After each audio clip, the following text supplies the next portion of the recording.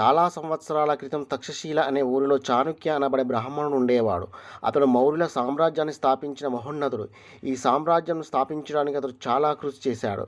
చాలా రాజ్యాలతో యుద్ధం చేసి చంద్రగుప్తుని రాజు చేశాడు. ఒక ఊరి మీద దండయాత్ర చేసి ఓడిపోయిన చాణక్యుడు నిరాశగా ఇంటికి బయలుదేరాడు.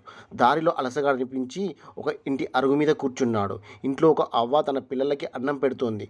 తింటున్న పిల్లల్లో ఒకడు హఠాత్తుగా కెవ్వున కేక పెట్టాడు. హడలిపోయిన అవ్వ "ఏమైంది బాబు" అన్నాడు. అంటే ఆ బాబు "అన్నం వేడిగా ఉంది అమ్మా" అన్నాడు. "అదే మరి, నువ్వు కూడా చాణక్యుడిలాగానే ఉన్నావు" అంది అవ్వ. "ఎవరైనా అన్నం మధ్యలో చేయి పెడతారా? పక్కల నుంచి చిన్నగా తింటూ రావాలి" అంది అవ్వ ఆ బాలుడితో. ఇదంతా అరుగు మీద వింటున్న చాణక్యుడికి జ్ఞానోదయమైంది.